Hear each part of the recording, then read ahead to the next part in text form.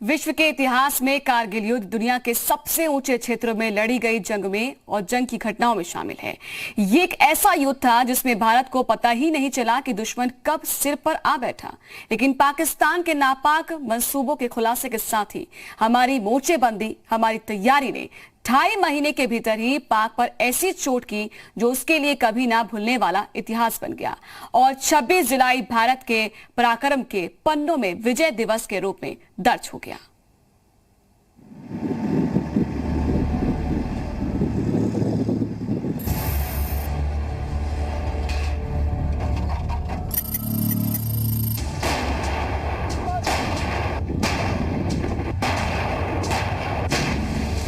कहते हैं इतिहास खुद को कभी न कभी जरूर दोहराता है। समय का पहिया घूमता है और कौन कितने पानी में है ये वक्त ही बताता है। लेकिन इतिहास से जो सबक नहीं सीखता उसे वक्त हमेशा हमेशा के लिए इतिहास के पन्नों में समेट देता है। आज से 21 साल पहले सरहद पार पाकिस्तान में जो साजिश रची गई उससे हिंदुस्तान ने लोहा भी लिया और सबक भी।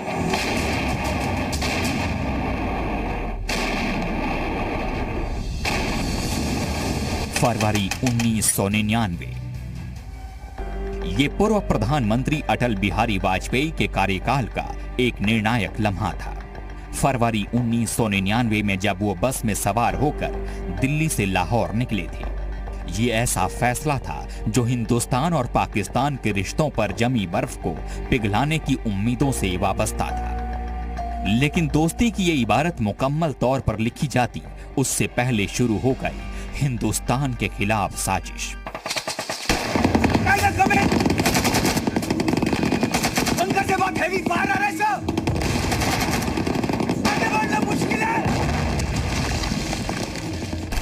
करगिल के पहाड़ों पर हिंदुस्तान के खिलाफ पीठ में छुरा घोंपने की साजिश।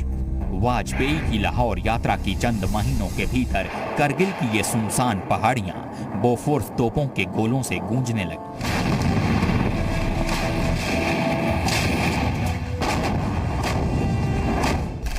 ऊंची चोटियों पर धोखे से पाकिस्तानी सेना हिंद के इलाके में घुस आई थी।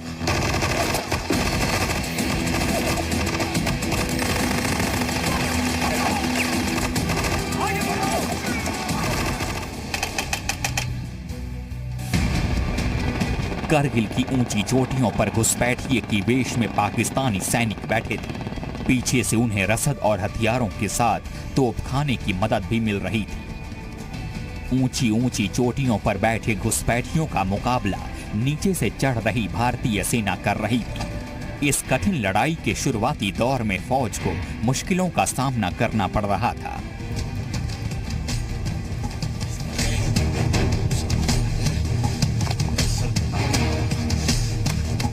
इस तरह की परेशानियां थीं। वहाँ विजिबिलिटी नहीं थी, लाइट नहीं था, सब कुछ था और धीरे धीरे हम लोग जाते थे वहाँ। रात भर चलना, कई दिन तक, कम से कम 15-20 दिन तक जो लड़ाई लड़नी है, 1 हफ्ते की 10 दिन की, उसकी डंपिंग होती थी। और फिर वहाँ खच्चर भी नहीं जा सकते, उनका बम्बारमेंट वगैरह कंटिन्यू होता रहता था। 1999 के अप्रैल तक किसी को इस घुसपैठ की भनक नहीं थी। 3 मई को सबसे पहले करगिल के कुछ गडेरियों से पता चला कि वहां पर बंकर बनाए जा रहे हैं। जब तक कुछ पता चलता, घुसपैठियों की शक्ल में पाकिस्तानी सेना ने करगिल की छोटी बड़ी 140 चौकियों पर कब्जा कर लिया था।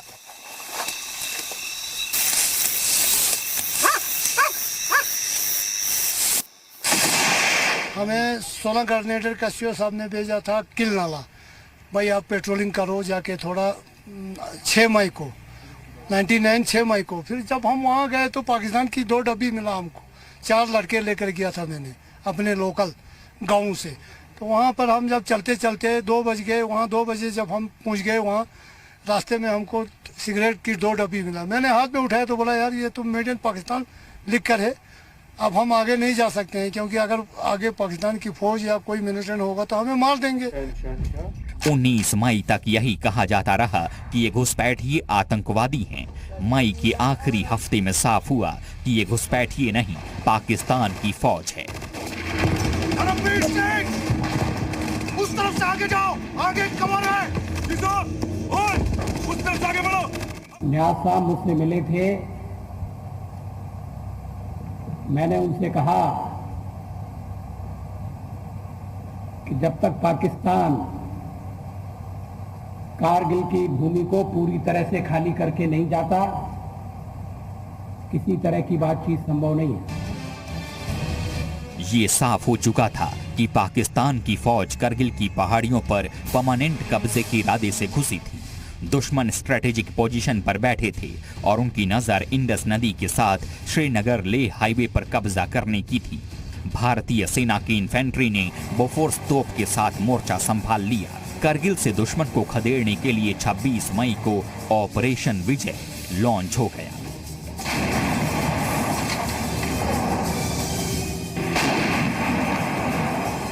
दुश्मन पहाड़ों की इन चोटियों की ऊंचाई पर बैठे थे और नीचे हिंदुस्तानी सेना उनसे मोर्चा लेने के लिए खड़ी थी। युद्ध मुश्किल था, लेकिन हौसले इन चट्टानों से भी बुलंद।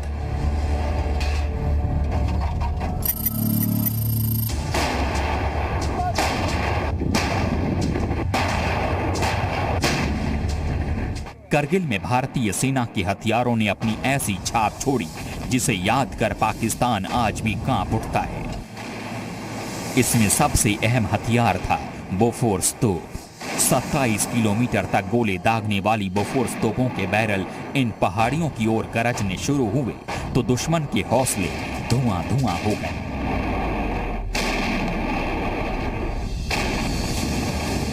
सत्तर डिग्री तक घूमने वाले तोप के बैरल जब पहाड़ों पर गोले बरसाती थी तो उसकी गूंज एलओसी के पार कोसों दूर तक होती थी।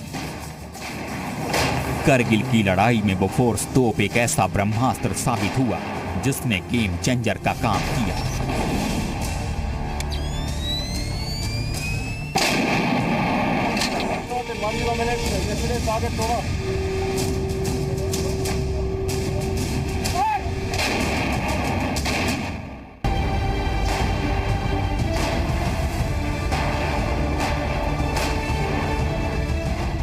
इक्कीस साल पहले बोफोर्स तोप को रात के वक्त दुश्मन से छुपा कर लाया गया था, लेकिन आज ये तोप द्रास करगिल की हर पहाड़ी से परिचित हो गई है।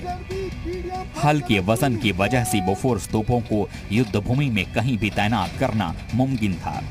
155 mm लंबी बैरल वाली बोफोर्स तोप से जब 1 मिनट में 10-10 गोला बरसने शुरू होते थे तो पहाड़ों पर दुश्मनों के पांव खिसकने लगते थे। बोफोर्स की खास बात यह है कि ये -3 डिग्री से लेकर 70 डिग्री के तापमान के बीच भी गोले दाग सकती है और इसी खासियत के चलते ये तोप करगिल के पहाड़ों पर बेहद कारगर साबित हुई।